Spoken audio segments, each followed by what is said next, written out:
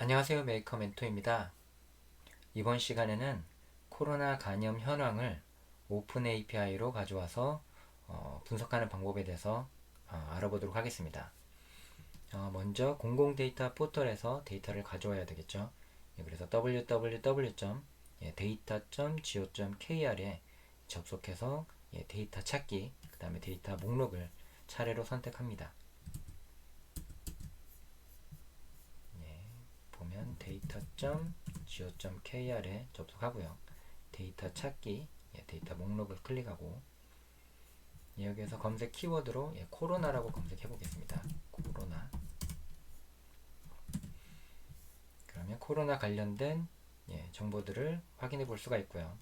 우리는 오픈 API니까 오픈 API 13건이 확인이 되네요.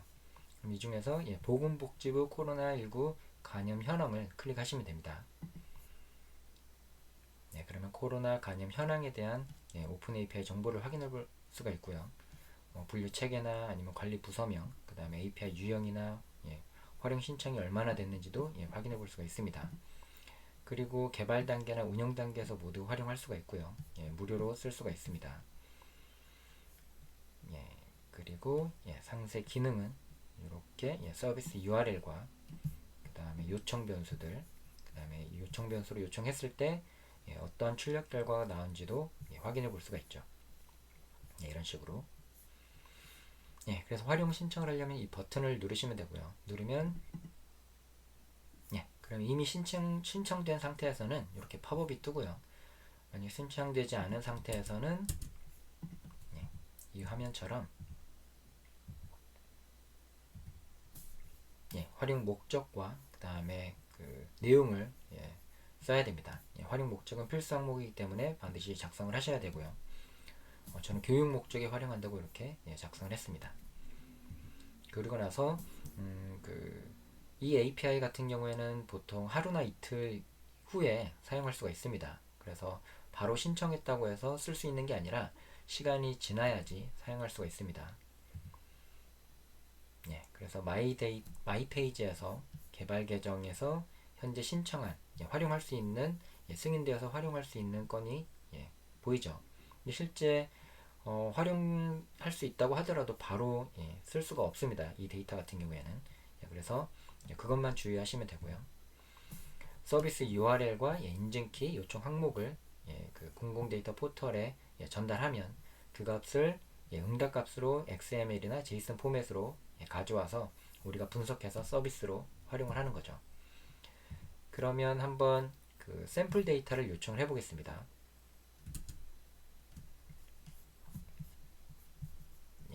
마이 페이지에 활용할 수 있는 건 중에서 코로나 감염 현황. 그러면 인증키가 있고요.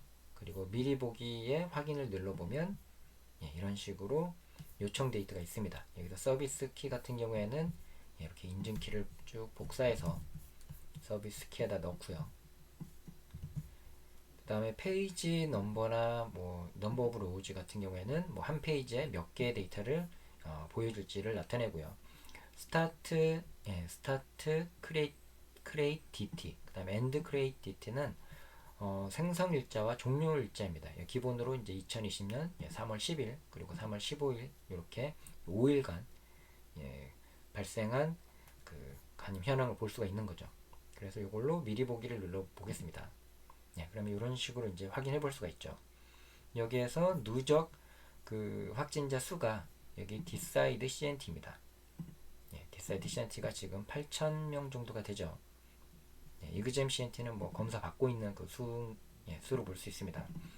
이렇게 확진자 수가 있고, 요거는 이제 날짜가 3월 15일, 2020년 3월 15일, 14일.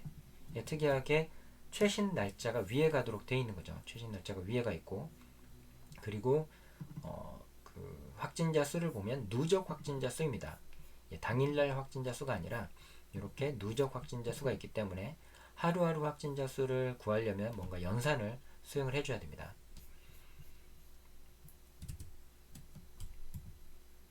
URL도 한번 불러와 보면 요청했던 URL이 이쪽 위에 있죠. 이 값을 쭉 이렇게 분석을 해본 겁니다. 이렇게 분석했을 때 제가 구분을 쉽게 볼 수 있게끔 해놓은 거죠. 이렇게 위에가 검은색으로 되어 있는 부분, 여기가 서비스 URL이 되고요. 그 다음에 초록색으로 되어 있는 부분이 서비스 키가 됩니다. 그리고 요청 정보가 이제 페이지 넘버나 넘버 오브 로우즈, 그다음 스타트 크리에이트 DT, 요건 시작 날짜, 엔드 크리에이트 DT, 요거는 종료 날짜, 시작부터 종료 날짜까지 정보들을 쭉 요청을 한 거죠. 그럼 이렇게 정상적으로 응답이 왔다면 이런 식으로 보게 됩니다. 리스폰스라는 그 XML 태그 안에 헤더와 바디가 있고, 헤더 같은 경우에는 이제 정상적인 응답이 왔는지를 알 수가 있고요. 그다음에 바디에는 실제 그러한 그 정보들을 확인해 볼 수가 있습니다. 정상적이지 않은 오류가 왔을 때는 이렇게 헤더 정보만 봐도 확인해 볼 수가 있죠. 이거는 바로 이제 신청을 하고 나서 그 서비스를 요청하게 되면 이게 서비스 키가 아직 등록되어 있지 않다는 그런 에러가 발생하게 됩니다. 그래서 하루나 이틀 뒤에 다시 그 서비스를 요청하게 되면 그때는 이제 정상적으로 보이니까요. 주말인 경우에는 또 포함을 하지 않습니다. 업무 시간 기준으로 하루나 이틀 뒤에 정상적으로 사용할 수가 있습니다. 그러면 한번 이 실습을 해볼까요? 최근 10일간 코로나19 감염 현황을 이렇게 그 그래프로 표현해 보는 실습을 진행하도록 하겠습니다. 가로축에는 날짜가 표시가 되고요. 그 다음에 세로축에는 일일 확진자 수와, 지금 보면 왼쪽에는 빨간색으로 데일리 넘버, 요건 일일 확진자 수입니다. 그리고 파란색은 누적 확진자 수죠. 이런 식으로 일일 확진자 수와 누적 확진자 수를 동시에 하나의 그래프에서 표현하도록 만들어 보도록 하겠습니다. 그럼 여러분 요 위에 이제 서비스 키와 디코드 키를 가져오는 거죠. 하기 위해서 여러분 라즈베리파이 접속을 해서요. 나노 에디터로 코드를 한번 만들어 보겠습니다. 그 다음에 import URL pass.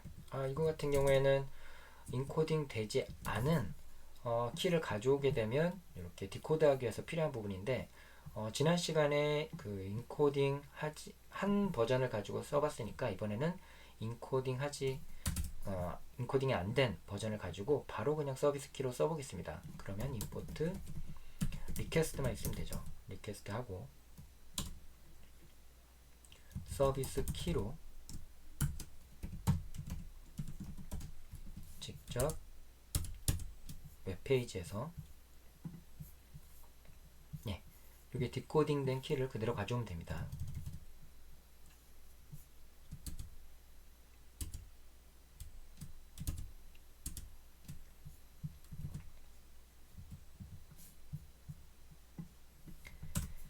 그리고 서비스 URL은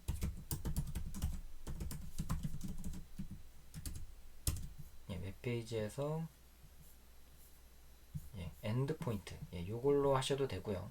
이걸로 할 경우에는 가능 안 될 때가 있기 때문에 예제 샘플에서 가져오는 게 제일 정확합니다. 지금 보면 여기 물음표 전까지가 이제 현재 감염 현황을 가져오는 서비스 URL이 되는 거죠.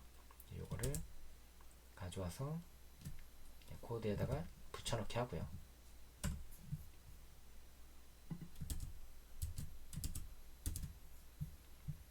그리고 나서 요청 정보들을 딕셔너리 형태로 넣으시면 됩니다. 서비스 키는 서비스 키 그대로 넣으시면 되고요. 변수에다가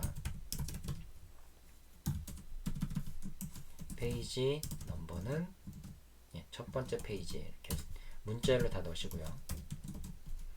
넘버 오브 한 페이지에 보여줄 데이터 수는 10개를 해볼까요? 10개. 넘버 오브 로우즈, 그 다음에 시작 날짜,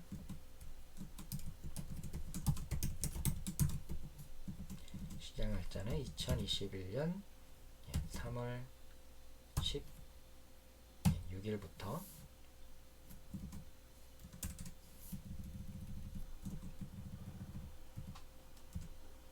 2021년 0316 and create dt 종료 날짜는 2021년 3월 26일 10일간의 수를 확인해 보겠습니다. 그리고 나서 데이터를 요청을 해야죠.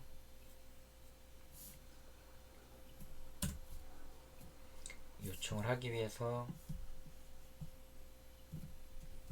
리스폰스에다가 request.get 서비스 URL로 요청을 하고 그 요청에 필요한 파라미터 정보도 넣어줍니다. 넣어주고 그 다음에 그 XML 정보를 딕셔너리로 변환하기 위해서 XML2 dig이라고 하는 파이썬 그 패키지를 가져옵니다. 그리고 하기 위해서는 임포트를 추가해야 되겠죠. import XML2 dig. 일단은 정상적으로 가져오는지 한번 먼저 확인해 볼까요? print response.content 이걸로 먼저 확인해 보겠습니다. 정상적으로 데이터를 가져오는지.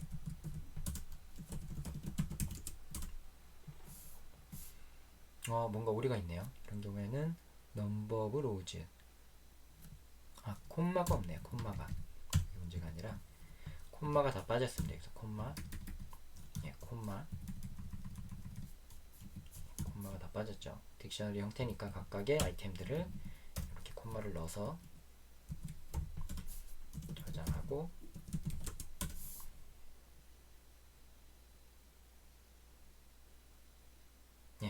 그러면 이번에는 XML2 dig이라는 지금 모듈이 없다는 에러가 표시됩니다. 이런 경우에는 이제 모듈을 설치해 주셔야 돼요. 그러면 pip3 install XML2 dig 이거는 내장된 모듈이 아니기 때문에 이렇게 설치를 해줘야 됩니다. 패키지 인스톨러를 사용해서 XML2 dig이라는 패키지를 설치해 주고요.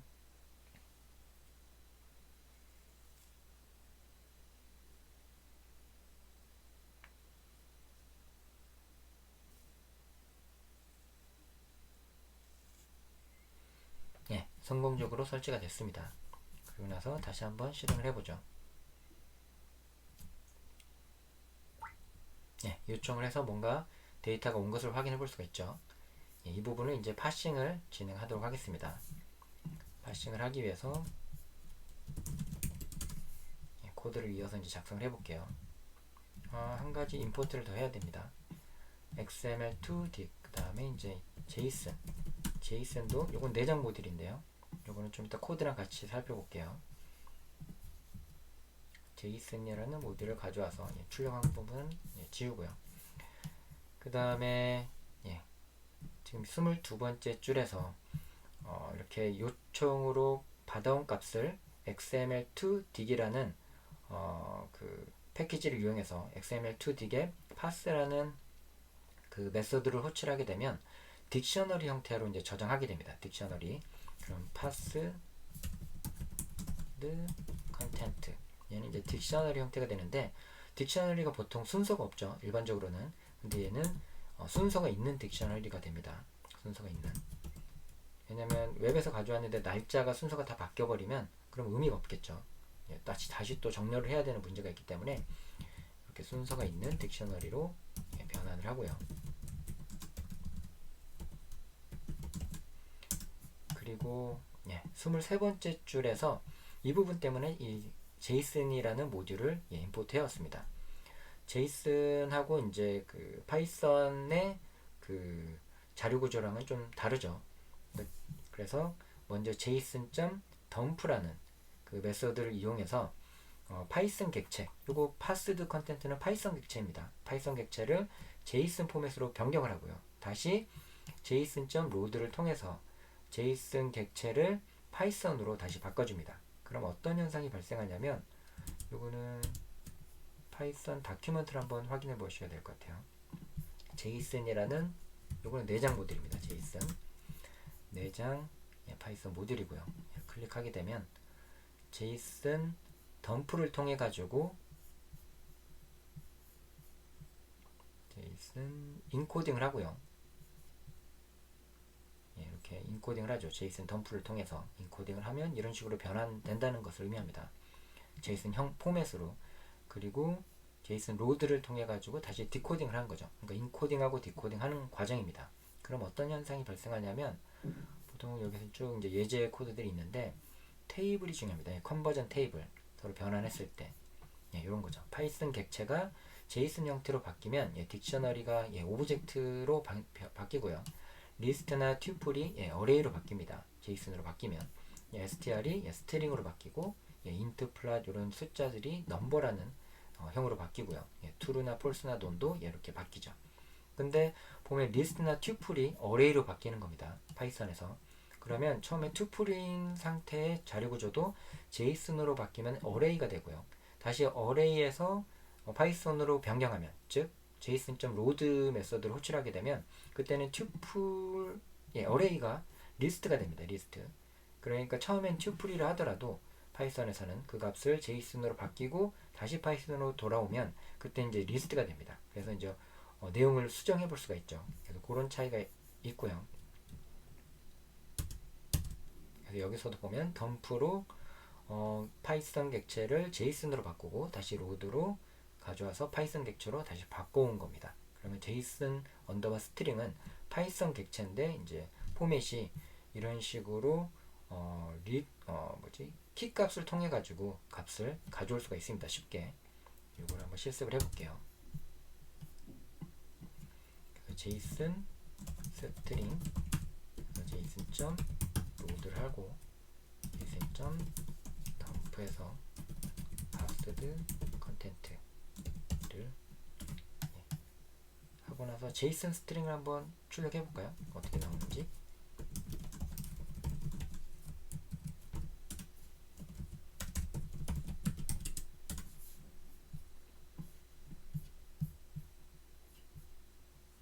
이런 식으로 나오죠. 이번엔 정상적으로 이렇게 영문자로 이제 표시돼서 나오고 있는 거고요. 이 값을 추출해서 이제 보겠습니다. 정리해서 보기 좋게끔.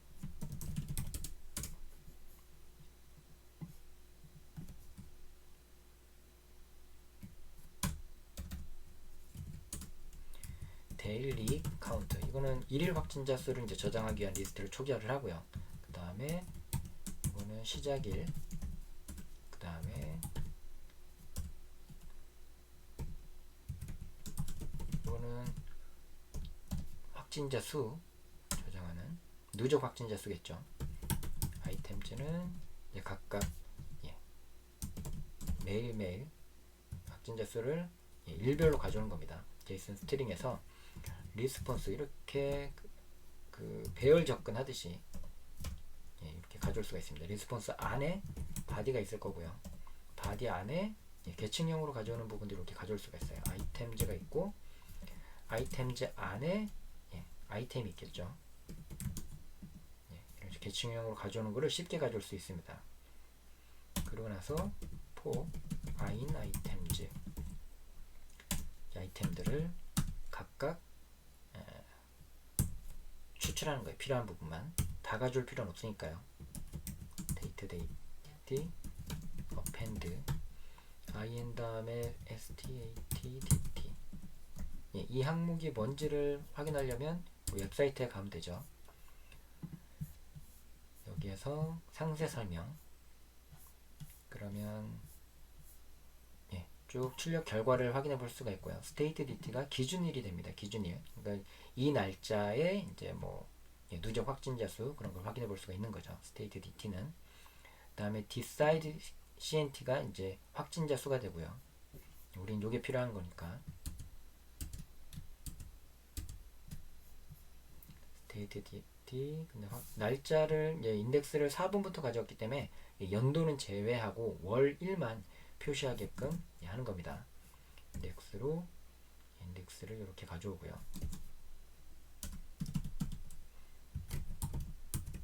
확진자 수도 추가하죠. 확진자 수는 이제 정수형으로, 그래프를 출력하기 위해서는 정수로 바꾸고요. 그 다음에 항목은 decide cnt였죠. 이런 식으로 쭉 가져옵니다. 그리고 나서 일일 확진자 수를 구하기 위해서 이렇게 연산이 필요합니다. 왜냐면 일일 확진자 수가 항목에 없기 때문에 우리가 계산을 해줘야 되는 거고요. 일일 확진자 수는 오늘 누적 확진자 수에서 어제 누적 확진자 수를 빼면 오늘 그 확진자 수가 되겠죠. 그런 식으로 구하는 겁니다. 레인지에서 state dt 그러면 하나를 빼주는 이유는 뭐 10일 정도의 데이터를 가져오면 그러면 오늘 그 하루 정도는 모르죠. 오늘 누적 확진자 수를 가지고 어제 누적 확진자 수를 빼면 맨 첫날은 알 수가 없죠. 그 전날 걸 안 가져왔으니까. 그래서 하루를 빼는 겁니다. 그리고 daily cnt append decided cnt 해서 빼고요. 그 다음날 만약에 i 값이 오늘이라고 한다면 오늘에서 어제 확진자 수를 빼는 식으로 하면 됩니다. i 플러스 1 이런 식으로 하면 데일리 카운트에는 현재 일일 확진자 수들이 저장이 되겠죠. 그리고 나서 날짜가 우리 가져온 부분을 확인해 보면 날짜가 지금 이렇게 가져오죠. 최신 날짜가 앞에 오게끔 지금 데이터를 가져왔습니다. 근데 그래프로 그려줄 때는 그 오래된 날짜가 앞에 오고 최신 날짜가 뒤에 가게끔 출력해 주기 위해서 이런 식으로 앞에 그 맨 앞에 있는 거는 이제 그 맨 뒤에 있는 거를 빼고요. 맨 뒤에 있는 걸 제거하고 그다음에 거꾸로 만들어 줍니다. 리버스로. 그래서 데이터 dt.tab 하루치는 제대로 못 구하니까 이거 빼는 거죠. dt.tab d.reverse 하고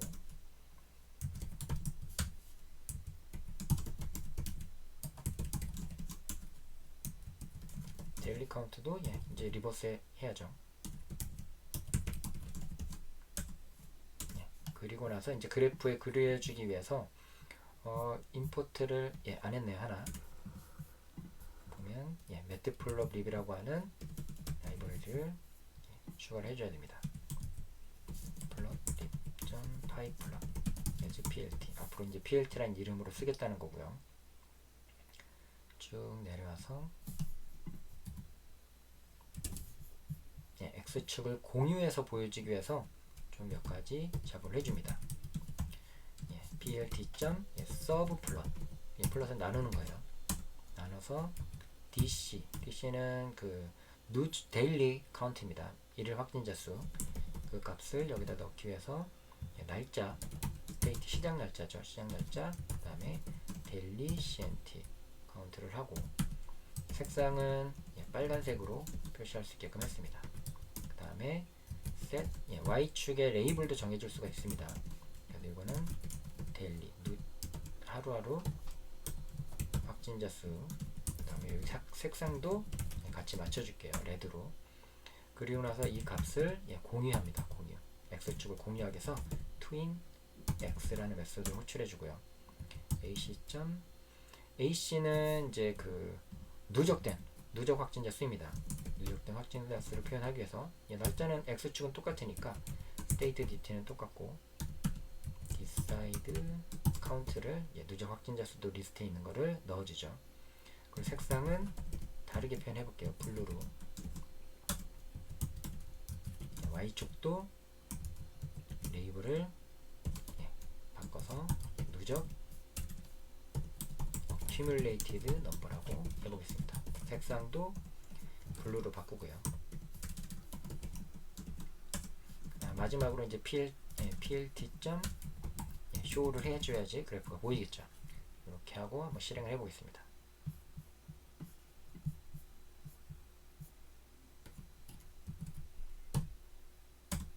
근데 이 상태에서는 지금 터미널에서 접속했기 때문에 그래프가 제대로 보여지지 않죠. 그 파이썬 3 해봤자 그래프가 보이지 않습니다. 실행해보면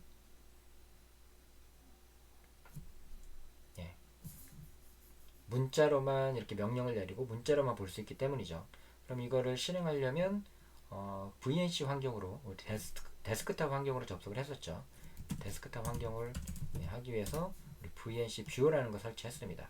요거를 기존에 접속했던 정보, IP 주소를 여기다 적으시면 되고요. 라즈베리 파이에 기존에 접속했던 정보가 있으면 이렇게 있습니다. 요거를 가지고 실행을 해볼게요.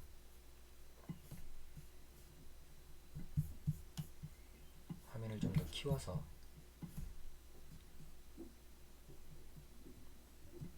터미널 창을 다시 열고요. 여기 아까 작성했던 코드가 그대로 있습니다. 명령어를 보면 지금 test.py라고 저장했으니까 여기 아까 작성했던 코드가 쭉 있고요. 이걸 실행해 보겠습니다. python 3의 test.py.